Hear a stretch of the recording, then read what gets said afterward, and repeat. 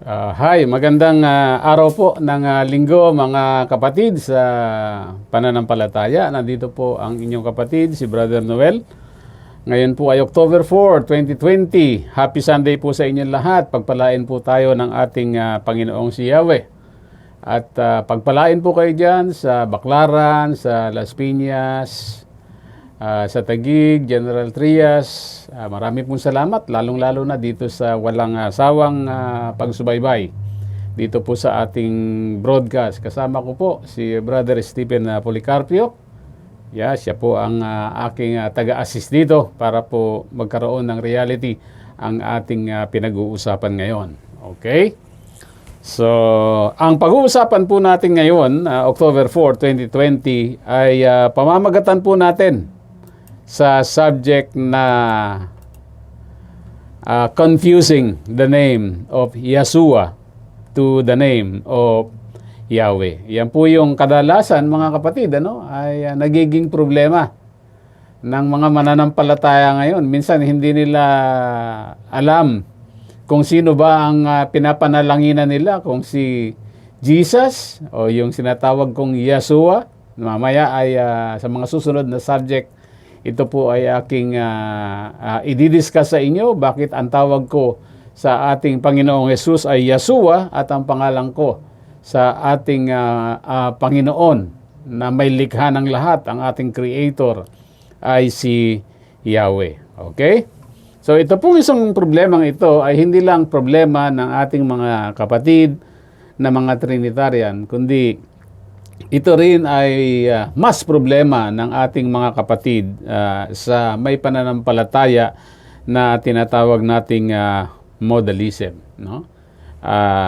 Why do I said confusing Yeshua with Yahweh? Ano?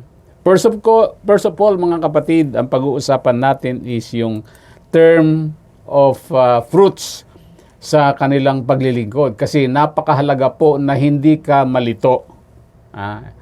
Napakaganda ang paglilingkod na alam mo kung sino ang tunay mong pinaglilingkuran. At yan po ang ating subject ngayon. Kaya pagpalain tayo ng ating Diyos na lumikha sa ating gawain ngayon. Alam ko na nandito ang kanyang banal na Espiritu sa ating kalagitnaan. Amen. In Jesus' name. Okay?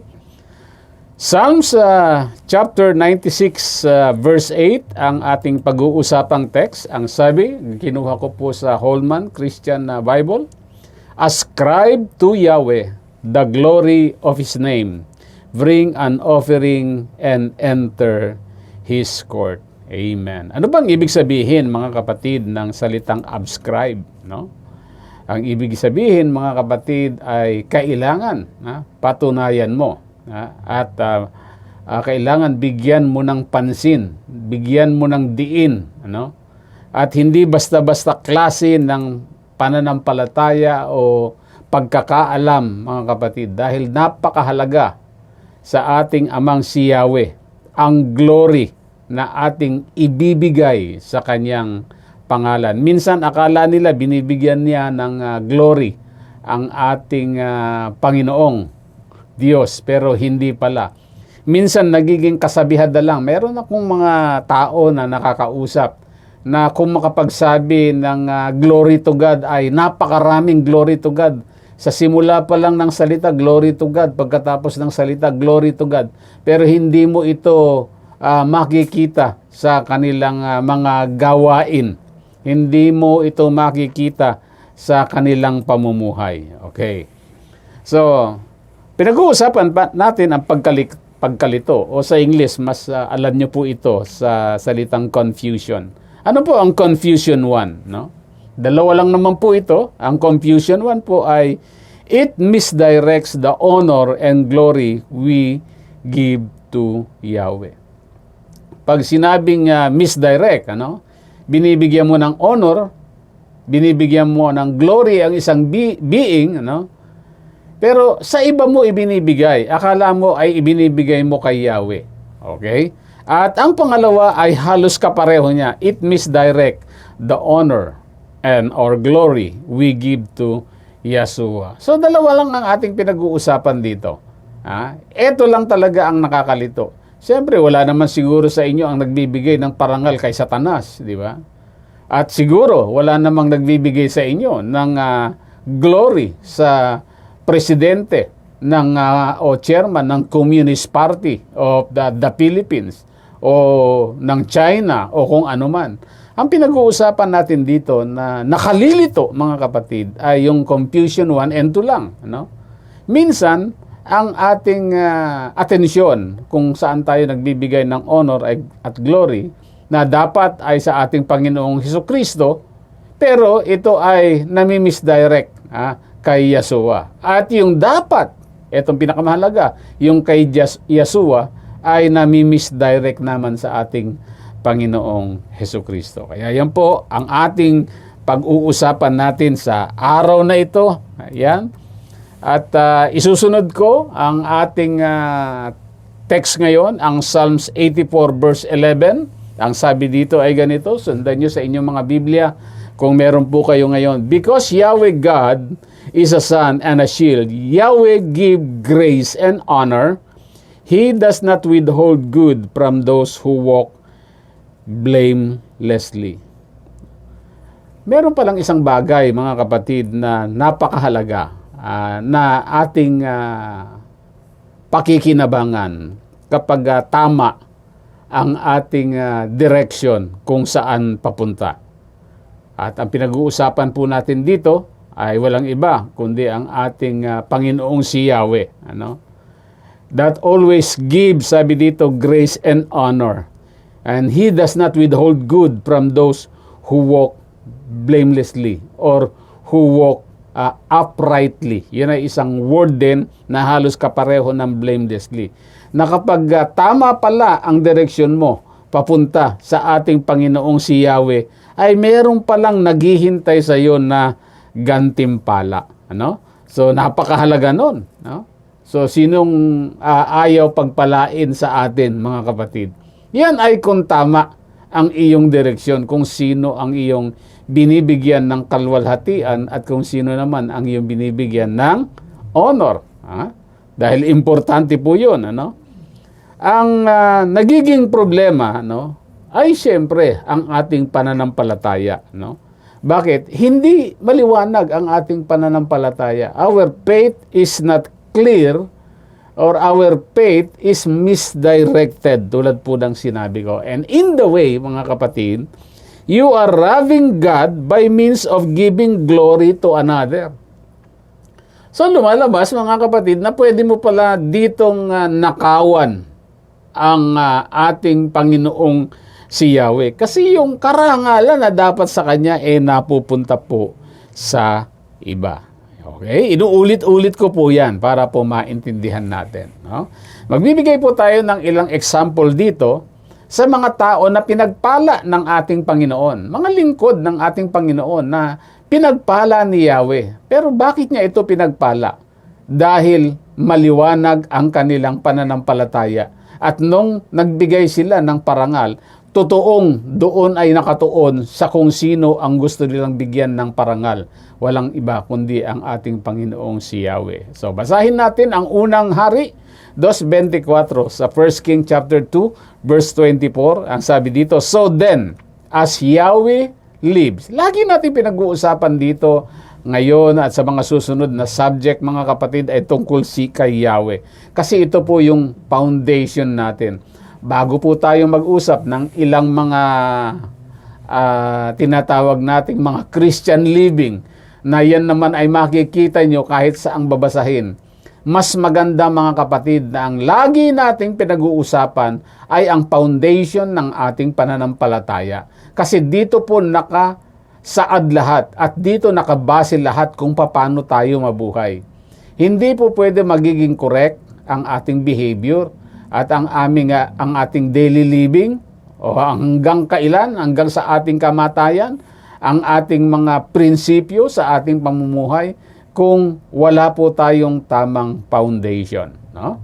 At yan po ang ating pinag-uukulan ng pansin dito. No? Hindi po tayo dito nagpapatawa, hindi po tayo kung ano-ano ang pinag-uusapan, pero ang aral po natin pinag-aaralan, pinag-uusapan ay tungkol talaga sa ating Panginoon. Okay?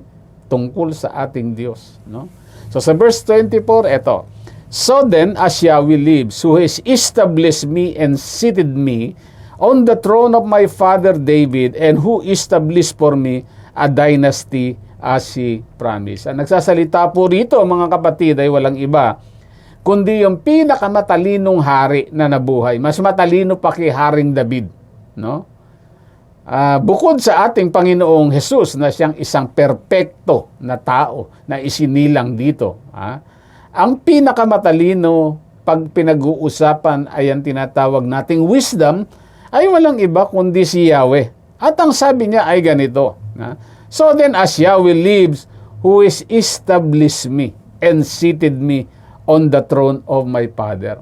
Etong Yahweh na ito na binabanggit ni Solomon, ang siyang may bigay, ang siyang nagpaupo sa kanya sa isang trono na minana niya kay Haring David. Alam natin na maraming anak si Haring David. Maraming anak siya. May mga sila Absalom, magagandang lalaki, di ba?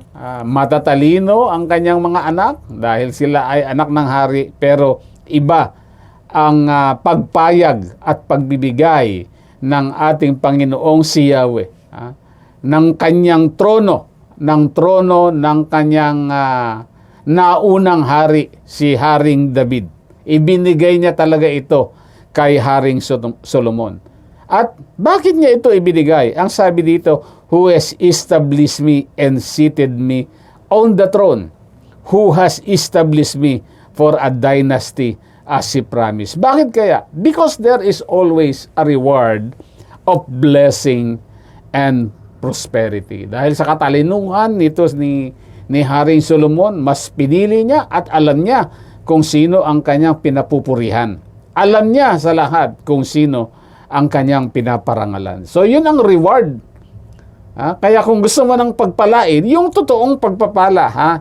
Kasi ang sinasabi ng iba, akala nila ay ang pagpapala lang ay nakikita sa pera. Hindi. Hindi po yun.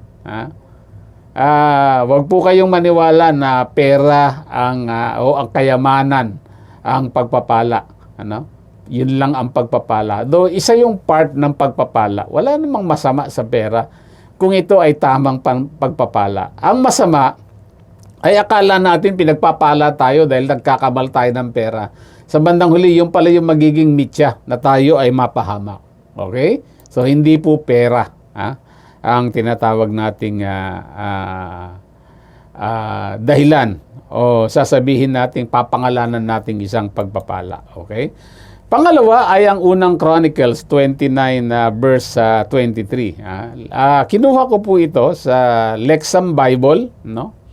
Ang sabi po dito ay ganito, then Solomon sat upon the throne of Yahweh as king in place of David his father, and he prospered, and all the Israel obeyed him. Meron pang kasunod.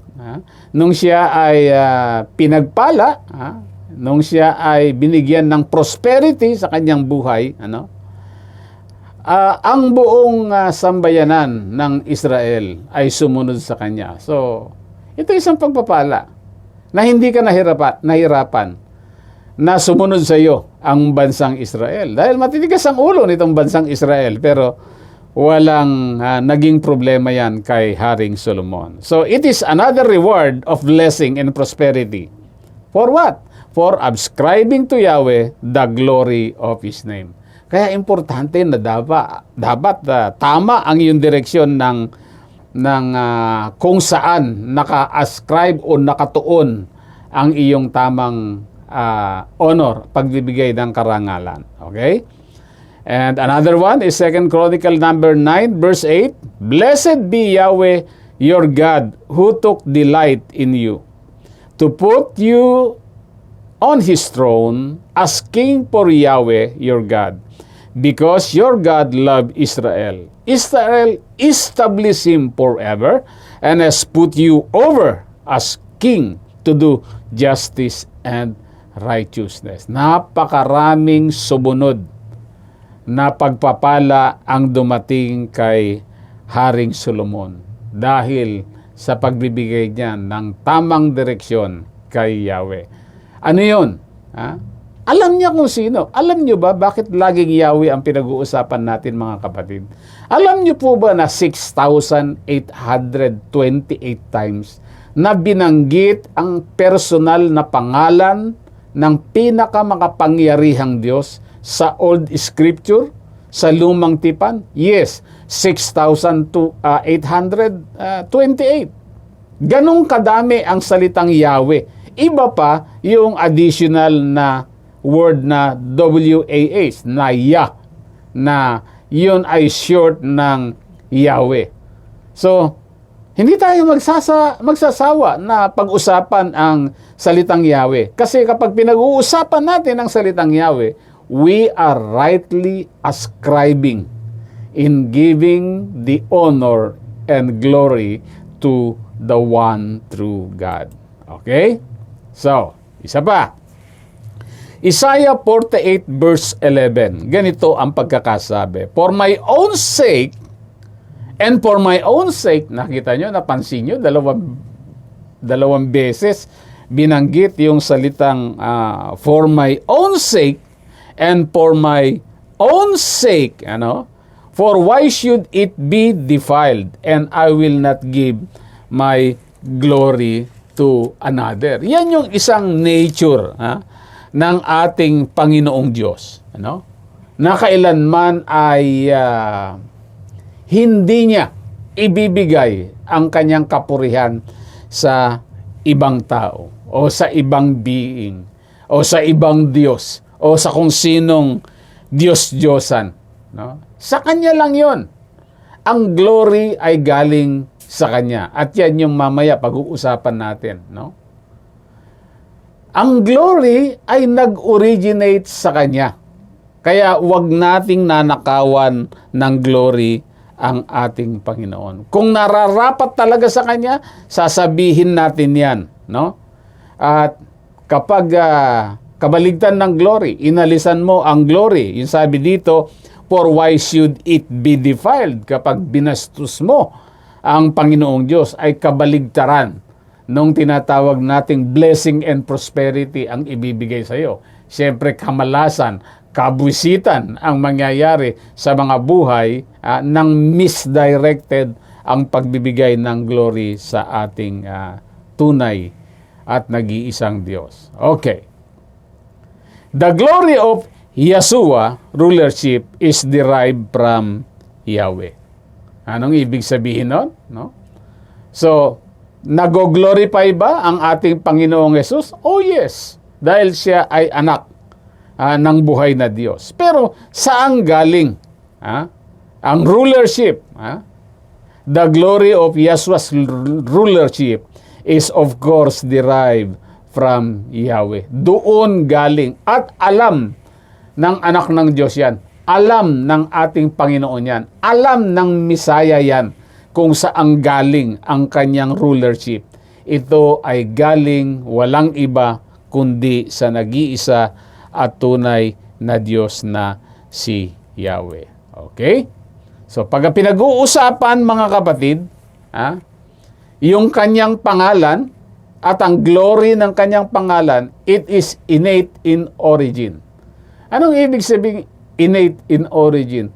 Walang hiningan o walang pinagkunan ng glory si Yahweh. Ito ay natural sa Kanya na meron siyang glory. So, the glory of Yeshua come from the Father. Yan ang ibig sabihin nun. Kung meron mang glory na ibinibigay tayo sa ating Panginoong Hesu Kristo na si Yeshua, ito ay laging galing sa kanyang Ama. At alam niya yan. And Yahweh's glory come from Himself alone. So, wag tayong malilito. Kaya ating pinasimulan ang ating pag-aaral tungkol sa dalawang confusion na yon. Yung iba kasi, ang lahat ng glory ay binibigay nila sa ating Panginoong Yesus. Well, nagkakamali sila. Kapag mali ka, yung glory na dapat sa Father at ibinigay mo sa ating Panginoong Hesukristo. Nagkamali ka doon. Sabihin nyo siguro, Pastor, siya naman ay anak, kahit na anak. Kanina, binasa ko sa inyo, mga kapatid, ang 84:11, no? Hindi niya ibibigay ang kanyang kapurihan kahit na kanino. Kahit sa kanyang anak, opo, hindi niya po ito ibibigay. Dahil yan ay, anong ginamit? Innate. Galing sa kanya. Okay? Yan po ang kailangang maintindihan ng bawat isa na nakikinig ngayon. So, anything that is fit for the Father, we have to give it to Him. Ano sabi ng Acts chapter 3, verse 13?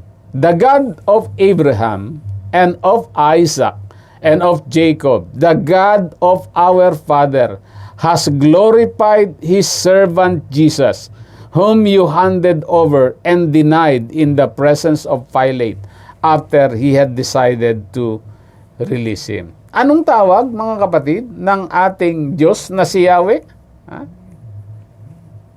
Has glorified His servant Jesus.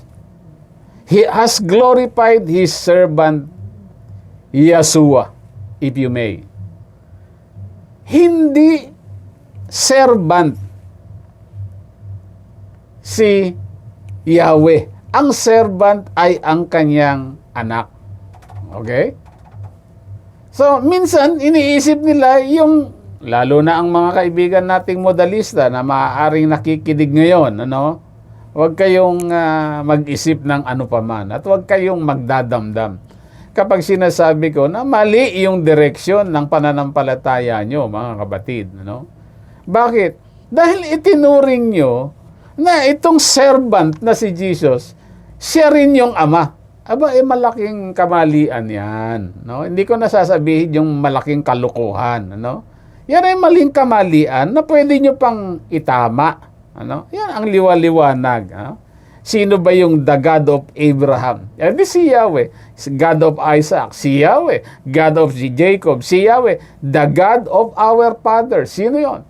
Si Joshua, si David, si Job, at lahat-lahat sila.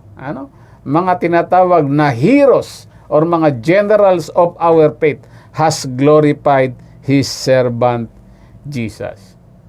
Pwede natin i-glorify ang ating Panginoong Hesukristo. Bakit ba hindi? Pero alam nyo, yung glorification na ibibigay sa ating Panginoong Hesukristo, hindi sa Kanya galing ang glorification.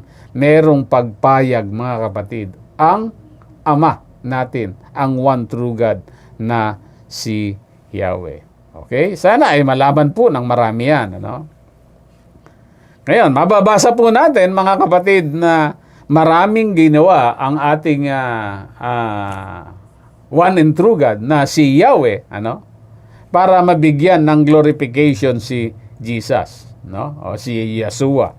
Sa Acts chapter 2 verse 34 up to 35 ay mababasa natin ang ganito, For David did not ascend to heaven, but he says.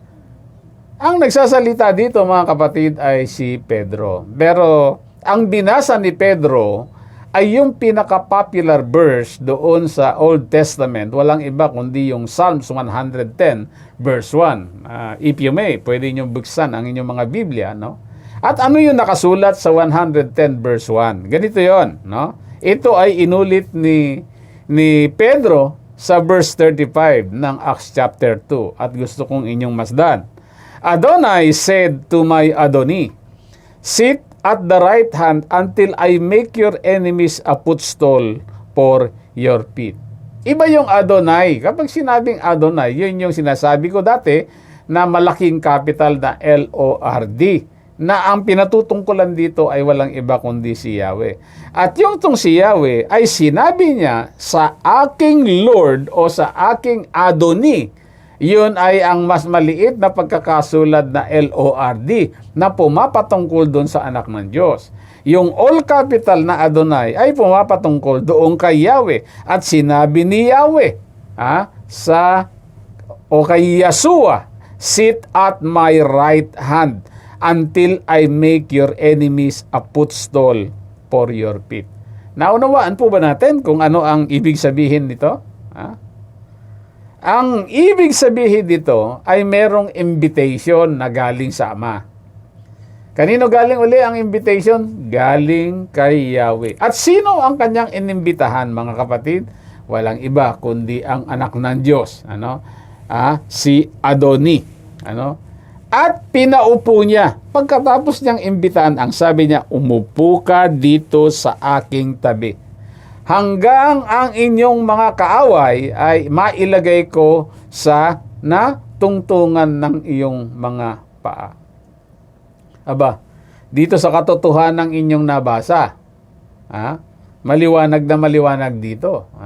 Kasi ang iniisip ng iba ay nakipaglaban ng husto ang ating Panginoong Heso Kristo sa kanyang mga kaaway. Aba, iba yung sinasabi nito. Ang sabi dito ay, halika, umupo ka dito sa kanang kamay, sa aking trono.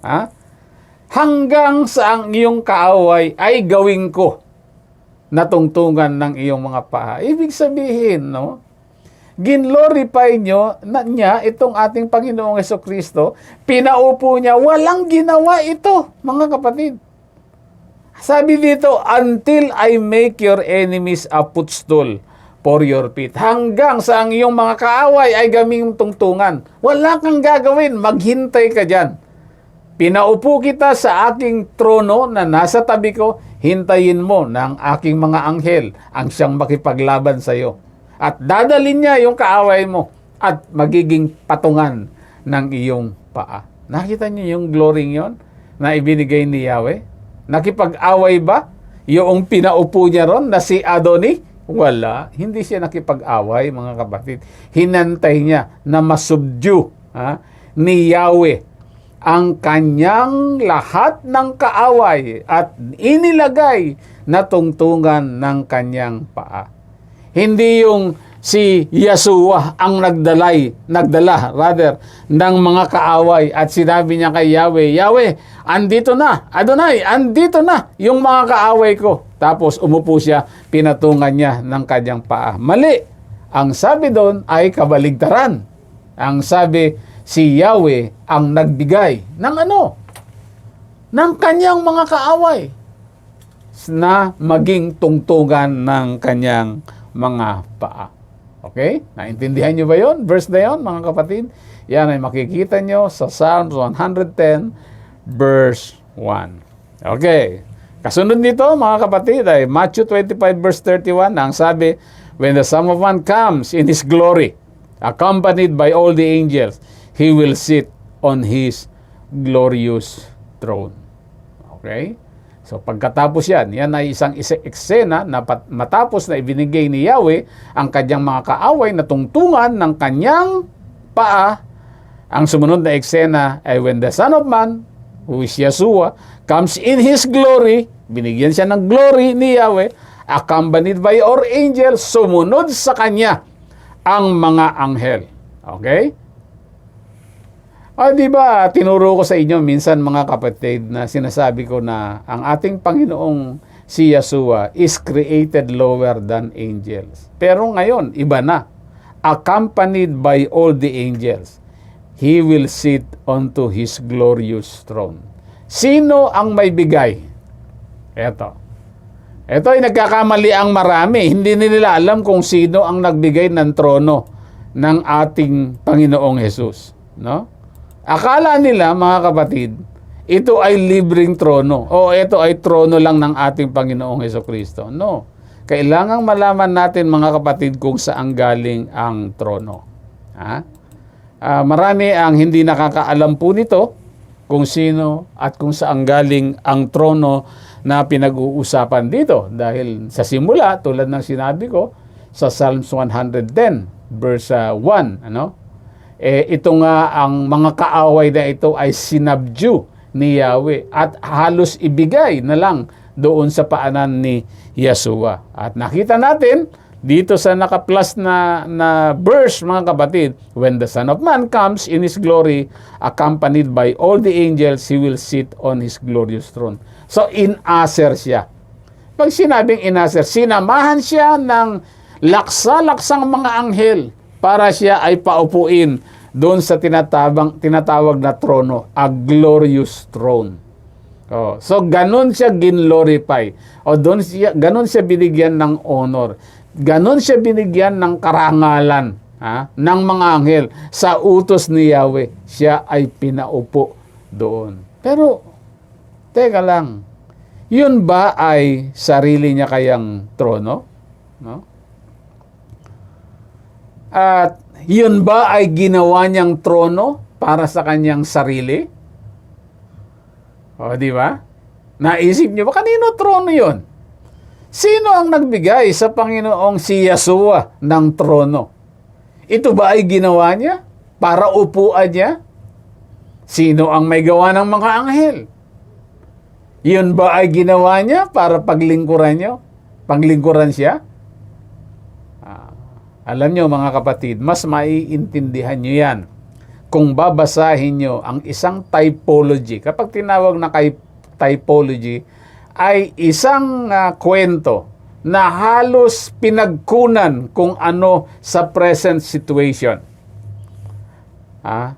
Na ngayon ay kinaiinugan ng kasaysayan tungkol kay Yeshua.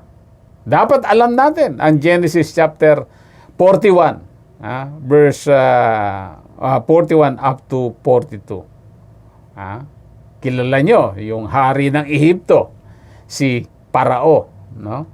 At itong istoryang to ay between Parao and Joseph. At gusto kong basahin sa inyo, no? And Parao also said to Joseph, "See, I am placing you over all the land of Egypt." So itong si Jose ay pinagkatiwalaan ng husto ni Parao. Kaya inilalagay niya sa isang napakataas na posisyon. Anong posisyon ang pinagkakalagyan niya?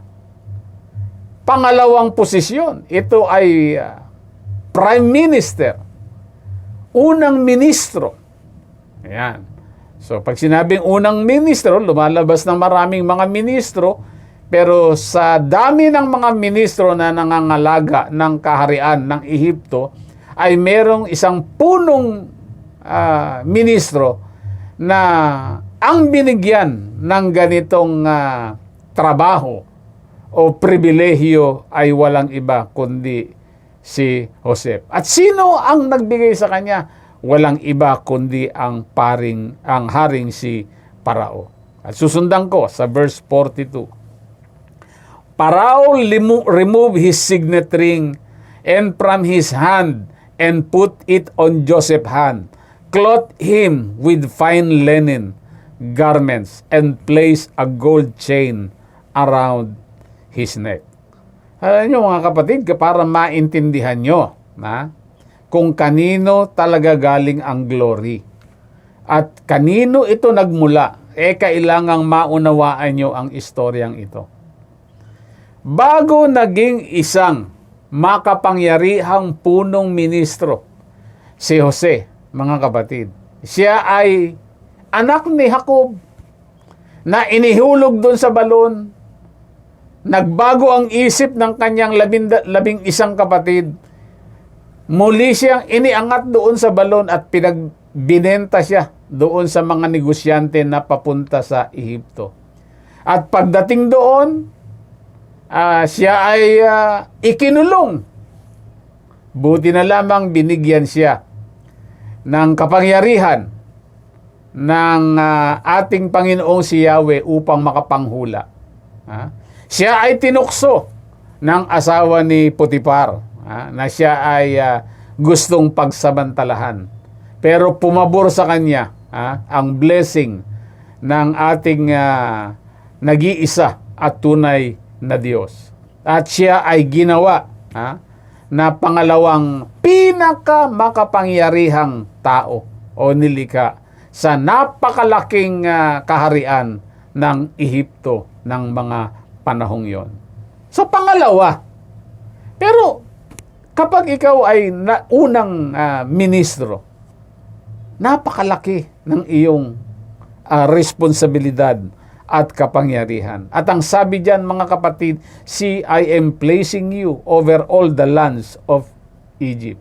Nakita mo? Sabi niya, ikaw ay nilalagay ko sa isang posisyon. So dapat alam natin kung ano ang posisyon ng ating Panginoong Hesukristo. Oo, maliwanag na maliwanag sa Matthew 28. 18 hanggang 20 yan kung babasahin mo. Lahat ng otoridad, lahat ng kapangyarihan ay ipinagkaloob na sa akin, kapangyarihan sa langit, kapangyarihan sa lupa at sa ilalim ng lupa ay ibinigay na sa akin ng Ama. Yun ang sabi ng ating Panginoong Hesukristo. Ganyan din ang ginawa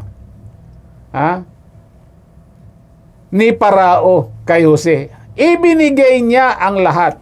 Paano niya binigay? Merong tatlong bagay dito na gusto kong maintindihan.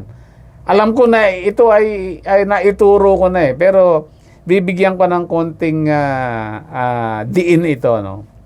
Unang-una ay tinanggal ni Parao ang kanyang signet ring o ang kanyang singsing na siyang sumisimbolo ng kapangyarihan niya. At alam mo ba, nung tinanggal ni Parao ang singsing, ito ay ibinigay niya. At siya mismo ang naglagay, siya mismo ang nagsuot ng ng singsing doon sa kamay o sa daliri ni Joseph. Nakita niyo yun?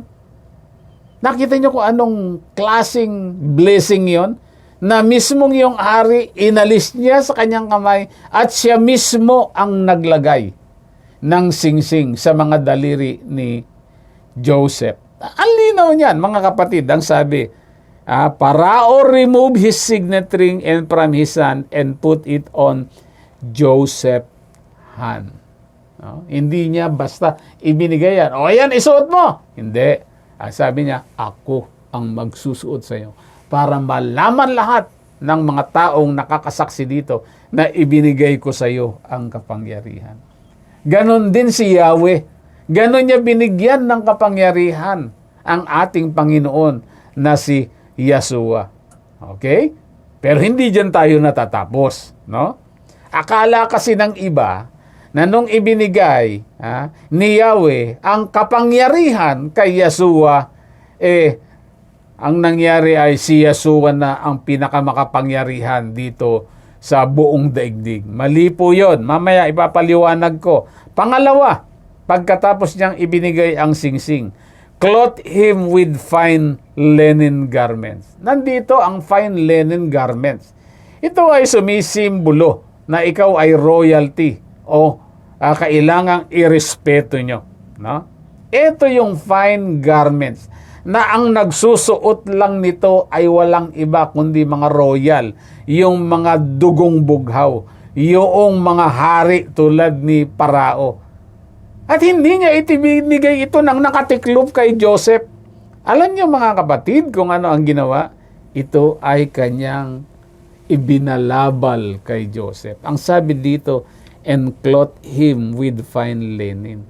Mismong si Parao ang nagbalabal sa kanya ng mamahaling damit na ito na sinyales ng kanyang kapangyarihan. Nakita niyo yon? Pero hindi ibig sabihin na siya ay nagbalabal noon ay kapareho niya na si Joseph. Hindi ganun yon, mga kapatid. Pangatlo, sabi ko kanina ay tatlo. And place a gold chain around his neck. Na naman, siya na naman ang nagsuot, si Parao, yung hari mismo ang nagsuot ng ng gintong kadena na siyang sumisimbolo ng lahat uli ng kapangyarihan saan dito sa lieg ni Joseph. Nakita nyo? Hindi lang ito binigay sa kanya, sa kanyang kamay.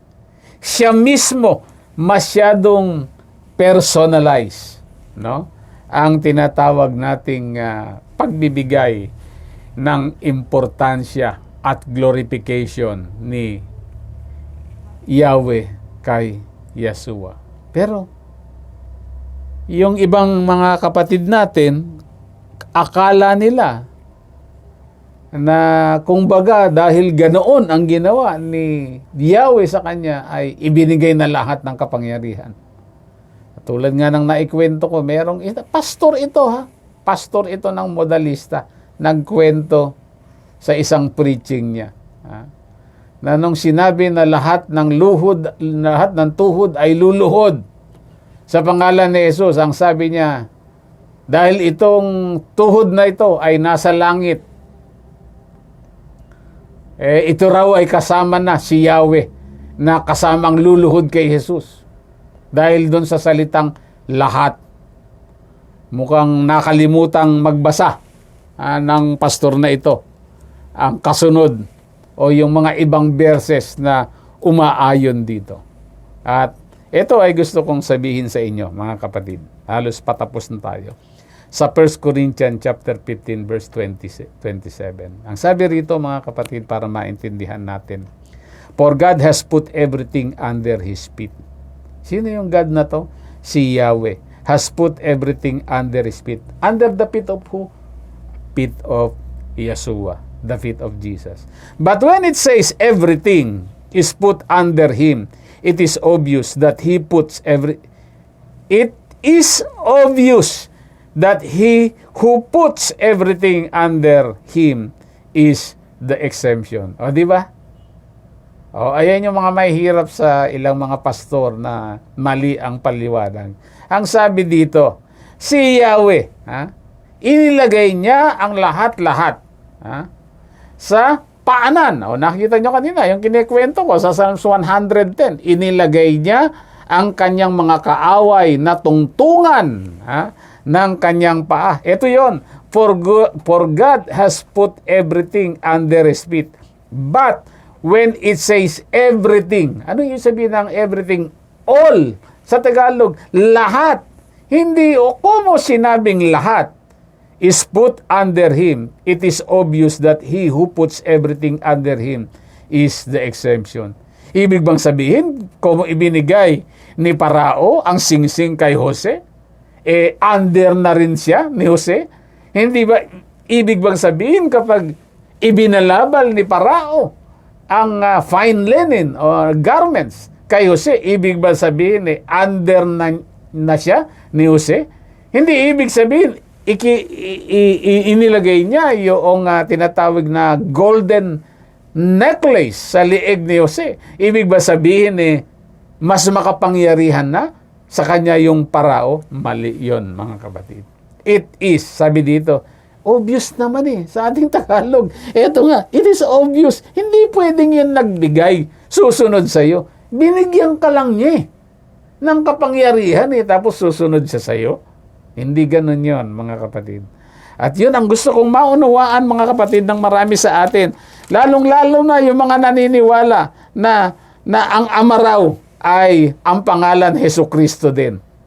Ano man namang klaseng pananampalataya yan, mga kapatid? Kung magsasalita tayo ng isang doktrina at magtuturo tayo sa mga walang alam sa Biblia, sana naman ang ituro natin, mga kapatid, ay yung mga biblical na mga term. Saan mo naman makikita yung manifested in the mode of the Father or manifested in the mode of the Son at saka manifested in the mode of the Holy Spirit. That's why they are called modalism, no? Wala yun, mga kapatid. Hindi po biblical ang ganoong pananampalataya. Kaya nga dito, nalaman nyo ang istorya ni Jose at ng Parao at nabasa nyo ang isang very powerful verse na sinasabi dito, mga kapatid, sa 1 Corinthians chapter 15 verse 27. Dito ay kitang-kita natin, mga kapatid, ang isang katotohanan na hindi ko mo binigay ang lahat ng power and authority kay Jesus Christ, pati yung nagbigay sa kanya, walang iba kundi si Yahweh, ay under na ni Jesus Christ. Okay? So, ganun po yun, mga kapatid, no? So, tandaan din natin, mga kapatid, yung salitang Shalia. Ito, hindi na ituturo ito, mga kapatid, pero gusto kong bigyan nyo ako ng kaunting pagkakataon para ipaliwanag yung salitang doktrina ng Shalia sa Hebrew culture, no? Ibig sabihin dito, gusto kong basahin nyo ang meaning, literally, emissary or messenger. So, si Jesus ay isang Shalia, isang emissary or isang messenger. It is a legal agent, no? Accordingly, a Shalia perform an act of legal significance to the benefit of the sender, as opposed to him or herself. So, bigyan nyo ng point yung salitang sender. Di ba inacknowledge ng ating Panginoong Hesukristo sa Juan 17:3 na siya ay pinadala, mga kapatid? Pag sinabing pinadala ang ating Panginoong Hesukristo, mga kapatid ko, 40 beses na mababasa sa aklat lang ng Juan, mga kapatid. 40 beses. To be exact, 41 times. Na mababasa natin yung salitang sent, na ang ibig sabihin may nagpadala sa ating Panginoong Hesukristo. At ang ibig sabihin pag siya ay pinadala at inacknowledge yun ng ating Panginoong Hesukristo na siya ay pinadala, ibig sabihin, mga kapatid, ay may nagpadala. Kaya ang sabi dito, doon sa doktrina ng Shalia, sa kultura ng Hebrew, the benefit of the sender. Merong nagpadala. It is a Hebrew term comparable to Greek word apostolos, whence in English comes the word apostles. No? Nung pinadala ang ating Panginoong Hesukristo, ano yung word na ginamit ng Greek? Apostoles. Ngayon, kung sasabihin ko ba sa inyo, mga kapatid, na ang ating Panginoong Hesukristo ay isang apostle o apostolos, maniniwala ba kayo sa akin? O hindi po, kasi si Kristo ay hindi apostoles. Ang apostoles ay 12. Yung isa naghudas sa kanya. So, ipinalit niya ay si Matias. Pinalit ng banal na espiritu ay si Matias. Hindi po apostoles, hindi po apostles ang ating Panginoong Hesukristo. Kasi nga, hindi mo naman pinag-aaralan siguro kung ano ang ibig sabihin ng apostles, which is somebody that has been sent. So, sa Shalia, tinatawag kang apostol o apostoles kapag ikaw ay pinadala. Ang tanong, pinadala ba ang ating Panginoong Hesukristo? Ang sagot, siyempre, ay yes. Inacknowledge ba ng ating Panginoong Hesukristo na siya ay pinadala? Yes. John chapter 17 verse 3. Sino ang nagpadala sa kanya? Inacknowledge niya ba? Yes. Sino daw? The one and true God. Sabi sa John 17:3. So, ibig sabihin may nagpadala. At siya ay sumunod sa nagpadala. So, sa doktrina ng Hebrew Shalia, siya ay isang apostoles. So, maniwala kayo, siya ay isang apostoles? Di basahin natin, mga kapatid, no? Ano ba sabi ng Hebrew? Chapter 3, verse 1. No? Basahin natin. Ang sabi ko dito, mga kapatid, sa ating lecture, Yeshua is also an apostle of Yahweh. Papalag kayo. Maraming papalag. Hindi pwede yun. Di basahin natin para sabihin nyo, hindi tayo nag-iimbento ng salita. Ano sabi? Hebrew 3, verse 1? Chapter 3, verse 1? Therefore, holy brothers, you are my holy brothers, sharers in the heavenly calling, consider Jesus, the apostle and high priest of our confession. So, ayan aliwanag. Si Hesukristo ay isang apostle. Bakit naging apostle? Kasi pinadala siya eh. Ang ibig sabihin, hindi ko naman sinasabi na isa siya sa 12 apostles. Ang sabi ko, yung term na apostles. Nasaan mo makikita? Doon siya Shalia. Okay? So ang ating Panginoong Jesucristo, mga kapatid, sa aking pagtatapos, siya ay pinadala. Hindi siya, mga kapatid, si Yahweh. Yun ang kailangang malaman ng bawat isa sa atin, mga kapatid. Ha? Siya ay pinadala. Siya ay isang agent. Siya ay isang attorney in fact, mga kapatid. No? Yun yung tinatawag sa, tinuro ko dati, na principle of agency. No? Na siya ay gumagawa ng mga bagay ayon sa kanyang naririnig na galing sa Ama, ayon sa sinasabi ng Ama, at pinagagawa sa kanya ng Ama. Dahil kailanman, mga kapatid, si Jesus at ang Ama ay magkaiba. Anong sabi, mga kapatid? My Father is greater than I. Amen? Mas dakila ang Ama kaysa sa akin. So 1 Corinthians 15:27, ito ay Tagalog lang ng aking binasa kanina, mga kapatid, na naka-plus sa screen. Ang sabi, sinasabi ng kasulatan na ang lahat ng bagay ay ipinapasakop ng Diyos kay Kristo. Ngunit sa salitang lahat ng bagay, hindi nangangahulugan na kasama rito ang Diyos na siyang nagpasakop ng lahat ng bagay sa ilalim ng kapangyarihan ni Kristo. So, makapangyarihan ba ang ating Panginoong Jesucristo? Opo, makapangyarihan siya. Sino ang bigay ng kanyang kapangyarihan? Si Yahweh. Ibig ba sabihin, sakop siya ng kapangyarihan ng ating Panginoong Jesucristo? Ang malaking sagot, hindi. Hindi pwedeng maging sakop siya. Hindi pwedeng maging sakop ng kapangyarihan ni Kristo ang Ama dahil lahat ng mga bagay ay galing sa Ama. Ang ating Ama lang ang siyang nag-iisang creator. Everything is creation. Amen? So kung lahat ay creation, lahat ay kailangang nakayuko, mga kapatid, sa harapan ng ating Ama. Hindi mo pwedeng i-confuse, mga kapatid, ang pagbibigay ng honor at glory kay Yahweh at saka kay Yeshua. Si Yeshua ang magbibigay ng glory kay Yahweh dahil yan ang sinasabi ng kasulatan. Sana ay marami kayong natutunan, mga kapatid, ngayon. Hindi na kayo nako-confuse, mga kapatid. Innate kay Yahweh ang glory.